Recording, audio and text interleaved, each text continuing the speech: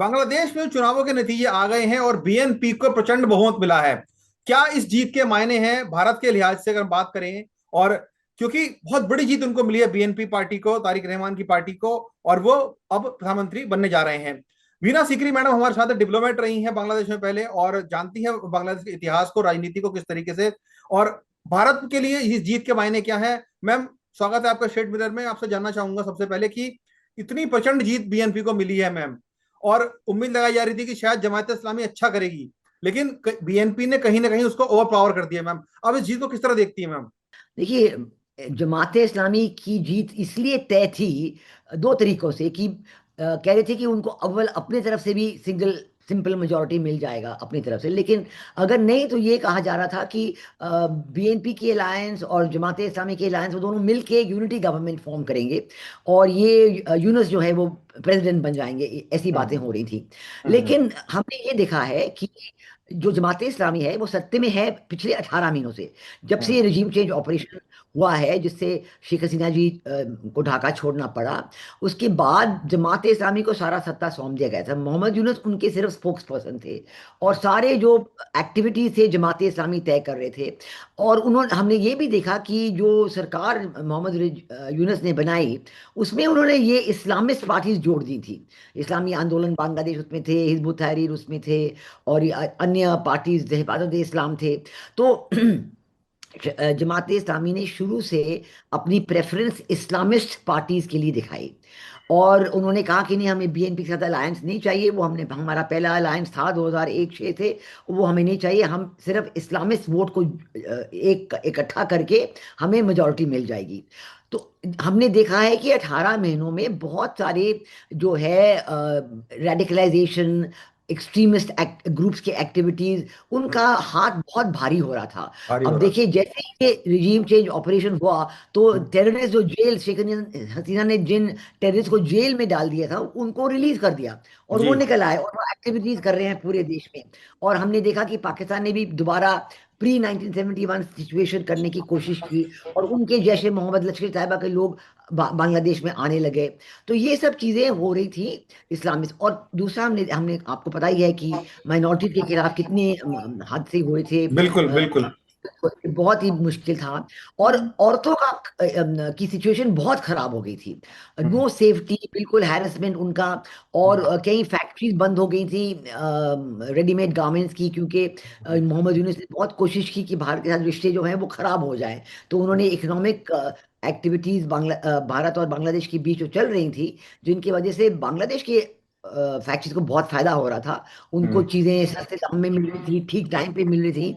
लेकिन जब ये रोक लगाई गई तो ये फैक्ट्रीज बंद हो गई, हंड्रेड्स ऑफ थाउजेंड, लाखों में औरतों की बहुत तादाद बड़ा उनको रोजगार बेरोजगार हो गए थे मैम, बिल्कुल।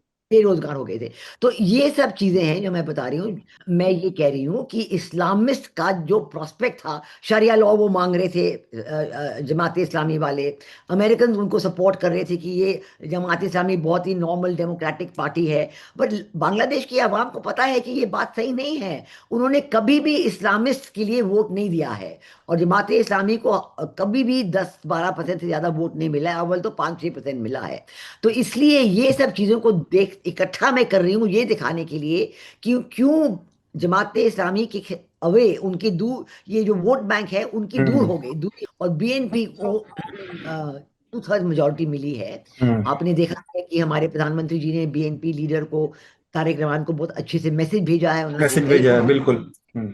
और तारिक रहमान ने भी ये दिखाया है कि वो नहीं चाहते कि किसी भी जैसे हिंदूज बुद्धिस्ट हो, माइनॉरिटीज को भी एक्शन हो, क्योंकि 2001 में जब उनकी सरकार बनी थी तो हम्म। सेलिब्रेशन के तौर पे इतनी हुलिगनिज्म हो गई थी, बहुत हम्म। सारे माइनॉरिटीज को अटैक हो जाए। इस बार उन्होंने कहा कि कोई भी, क्योंकि अब देखा जाए तो देखिए आज के शाम की खबर ये है कि उनके बीएनपी के एक मेंबर ने, जो अवामी लीग के दफ्तर पे ताला लगाया गया था क्योंकि अवामी लीग बैन थी, तो उन्होंने वो ताला तोड़ दिया कि चलो हमने खोल दिया है, तो हम हम्म। किसी भी पार्टी को बैन नहीं करना चाहते, क्योंकि ये भी एक बहुत क्रिटिसिज्म थी कि क्यों आपने इंक्लूसिव इलेक्शन नहीं कराए। बिल्कुल। आवाम तो चाहती है कि इंक्लूसिव इलेक्शन हो, भावे वो बिल्कुल पार्टी को वोट दे ना दे वो तो अलग बात है, लेकिन वो चाहते हैं कि अवामी लीग का हिस्सा हो और वो शामिल हो, और देखते हैं कि उनको वोट मिलेगा कि नहीं। मैम, तो ये चूंकि सब आपने चीजें। ये बात पहले भी उठाई थी कि इंक्लूसिव इलेक्शन होने चाहिए, जब हमारी लास्ट टाइम आपसे हाँ बात हुई जी। थी आपने बोला था कि हाँ जी। इंक्लूसिव इलेक्शन होने चाहिए, लेकिन जी। जिस तरीके से ये इलेक्शन कंडक्ट हो रहा है ये इंक्लूसिव नहीं कहा जा सकता, क्योंकि अवामी लीग को उसमें चुनाव लड़ने नहीं दिया जा रहा है मैम। तो जी। अब आपको क्या लगता है कि मैम आने वाले टाइम में क्या अवामी लीग के लिए दोबारा से डोर ओपन हो सकते हैं बांग्लादेश में, या जो बीएनपी है वो उनको इसी तरीके से सत्ता में बेदखल रखेगी मैम? नहीं, उनको जरूर उनके दरवाजे खुल जाएंगे, क्योंकि आज शाम को ही किसी ने उनका ताला तोड़ दिया है, मतलब अब उनका वहां जाना वाजिब है। तो जमात इस्लामी बिल्कुल इसकी फेवर में नहीं था, क्योंकि जमात इस्लामी को पता था कि अवामी लीग इज कार्डर बेस्ड पार्टी, और अगर वो इलेक्शन में हो तो जमात इस्लामी को इतने वोट नहीं मिलेंगे। नहीं तो मिलेंगे। इसलिए ये जो उनको और दूसरी बात मैं कह रही हूँ, नंबर वन मैंने कहा है कि हिंदुओं के खिलाफ वो सब एक्टिविटीज उन्होंने बंद कर दी है, नो अटैक्स ऑन माइनॉरिटीज। फिर उन्होंने कहा है कि अवामी लीग भी आ जाए वापस। फिर उन्होंने हमारे प्रधानमंत्री जी के मैसेज का की अच्छी स्वीकारी की है, बातचीत उनकी अच्छी हो गई है। तो उम्मीद है कि वो इन रिश्तों को ज्यादा महत्व देंगे, क्योंकि मोहम्मद यूनुस को वो कोई दिलचस्पी नहीं कोई थी दिलचस्पी नहीं थी भारत मैम। में बिल्कुल थी। बिल्कुल। इसलिए अब उम्मीद है कि ये भी रिश्ते कायम होंगे। लेकिन बात ये है कि तारिक रहमान की सरकार को बांग्लादेश भारत की जो सिक्योरिटी कंसिडरेशंस है उन पे ध्यान देना पड़ेगा। ध्यान कि देना जो पड़ेगा। पाकिस्तान वहां पे आ गया है अपना, उन्होंने हम्म पाकिस्तान बांग्लादेश आर्मी के साथ एम्बेडमेंट किया है। फिर हम्म वो जो बिल्कुल बॉर्डर्स में लालमुनी घाट में बनाना, कई ऐसे मुद्दे हैं जो पिछले 18 महीनों में आए हैं,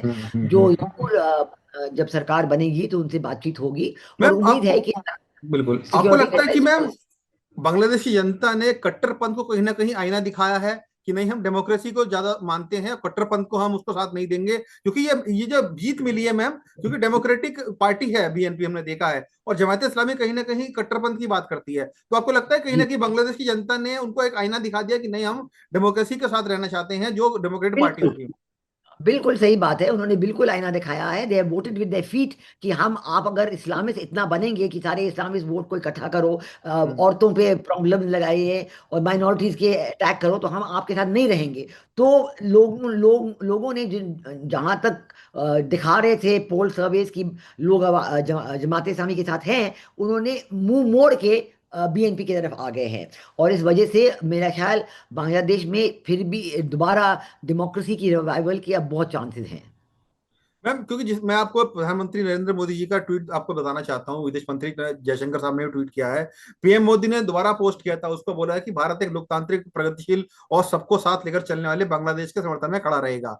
मैम, जी। कहीं ना कहीं स्पष्ट कर दिया है भारत ने कि हम बांग्लादेश के साथ हमेशा से खड़े थे, लेकिन जिस तरीके से पिछले 2-2.5 साल में हमने देखा है कि भारत के किस तरीके से वो खिलाफ चला गया था, शायद लगता है दोबारा से पटरी पे चीजें आ पाएंगी मैम, अगर इस पहल क्योंकि भारत ने कर दी है, क्योंकि जब तारिक रहमान की मदर का देहांत हुआ था, इंतकाल हुआ था, उस टाइम भी प्रधानमंत्री ने अपना मैसेज दिया था। जी। जरूर, जो हमारे प्रधानमंत्री ने बिल्कुल सही तरीके से उनको कहा है, वेलकम किया है। और हम्म, अब लगता है कि तारिक रहमान की तरफ से कोई अच्छा जवाब आ जाए और हम्म, बातचीत हो जाए। ये सब चीजें जो भी प्रॉब्लम्स हैं ये बातचीत के जरिए होते हैं, ये नहीं सिर्फ मीडिया के थ्रू आप बातचीत करिए। वो बिल्कुल। मोहम्मद यूनुस ने एक बड़ा मैप बना दिया था बांग्लादेश का, वो चीन हम्म, गए तो नॉर्थ ईस्ट इंडिया के बारे में बात करने लगे। बिल्कुल और बिल्कुल। जमात इस्लामी ने कहा कि हम 5 लाख लोगों को इकट्ठा कर देंगे बॉर्डर पे। ये सब चीजें ऐसे थोड़ी होती हैं, हम्म इन चीजों से रिश्ते थोड़ी बनते हैं। तो अब पूरी उम्मीद है कि तारिक रहमान के सरकार में वो भारत से बातचीत करेंगे, शायद तारिक रहमान भारत आएंगे भी, विजिट होंगे, अन्य मंत्रियों की विजिट होंगे, और रिश्ते दोबारा अच्छे बन जाएंगे। क्या लगता है कि बीएनपी के लिए सबसे ज्यादा फेवर में क्या रहा कि जनता ने इतना प्रचंड बहुमत दिया उनको मैम?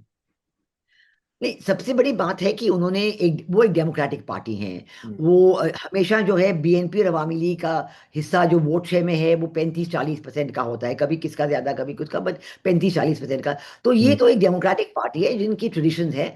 और जरूर बांग्लादेश की अवाम ने उनको सपोर्ट किया है। अगर अवामी लीग होते इलेक्शन हम्म। में तो ये वोट अलग अलग स्प्लिट हो हो जाते जाता। हैं, बदला जाते हैं, हाँ। या तो इसलिए ये अच्छी बात है कि बांग्लादेश की आवाम जो है वो एक्सट्रीमिज्म के खिलाफ है, वो हम्म, कट्टरपंथियों के खिलाफ है, वो इकोनॉमिक डेवलपमेंट के फेवर में है, वो भारत के साथ अच्छे रिश्ते चाहते हैं। इतनी हम्म, एंटी इंडियन शुरू की थी यूनस ने, शुरू 18 महीने पहले। अब देखा जाए तो ये बिल्कुल चेंज हो गया है। लोग कहते हैं कि नहीं, आगे भारत छिलो, जो भारत के हम्म, साथ रिश्ते अच्छे रहे वो हमारे लिए सूट करता है। तो हम्म। लोग जान गए हैं, तो उम्मीद है कि ये रिश्ते अब दोबारा कायम और यानी कि बढ़ जो जाएंगे। विकास की बात करेगा उसके साथ रहेंगे, जो कट्टरपंथ की बात करेगा उसको आईना दिखाया जाएगा। जी जी जी, बिल्कुल बिल्कुल बिल्कुल ऐसा लग रहा है बांग्लादेश में। उम्मीद है कि यही ट्रेंड उस वहां पे बनी रहे। ओके। शुक्रिया मैम, हमसे बात थैंक यू। करने के लिए बहुत बहुत धन्यवाद आपका।